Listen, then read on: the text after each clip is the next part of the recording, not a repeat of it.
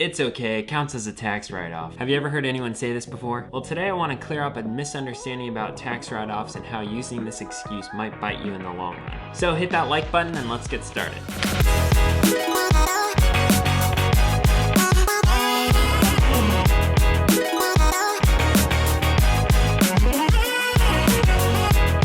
Hello there, my name is Caleb and my goal is to teach you financially what you may have not been taught in school. I'm truly honored that you're here. Let's say you get some Kohl's coupons in the mail and you decide to go see what they have. There's nothing you really need, but with their sales you might as well check. Many clothes purchases and like button clicks later, you come out of the store with a receipt that says at the bottom, "You saved $350,000 today." Makes you feel good, doesn't it? Saving all that money, you savvy shopper, you. I think many people look at tax write-offs in a similar fashion to how they look at Kohl's receipts. Feels like you saved so much money. I mean, look at all the money I saved. It's empty. In reality, by definition, saving money only happens when you don't spend it. In terms of tax write-offs, it's easy to think that business purchases or whatever don't actually cost anything.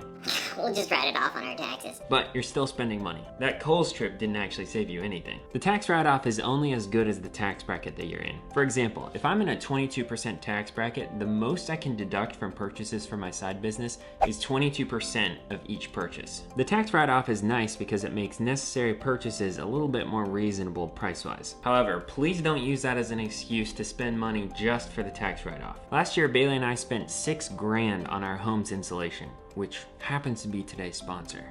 Look at all that beautiful insulation.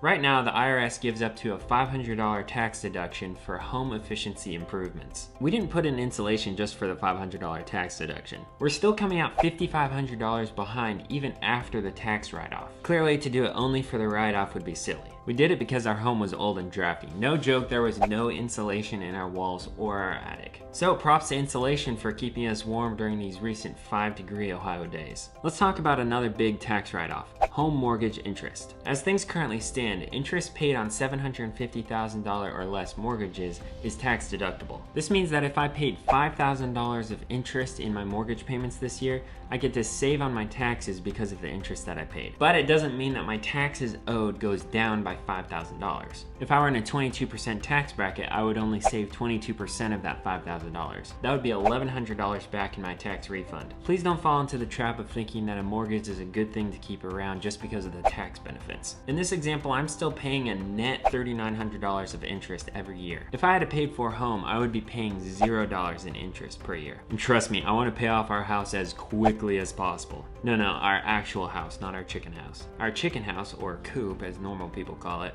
is completely paid for. Bank's not coming after us for those chicken house mortgage payments anymore. To be clear, I don't have a problem with you spending money. But don't go spending money on something just because it counts as a tax write-off. And don't keep your mortgage around for 30 years just because of the tax benefit that you get for the interest that you pay. So I'll pass this question on to you. Have you ever fallen for that tax write-off misunderstanding? I know I have for some small business expenses. Let me know in the comments down below. And hit that like button and subscribe button and notification bell because I would really appreciate the support. And remember, money doesn't have to be confusing. You can control it. See you Friday, Tiny Crowd.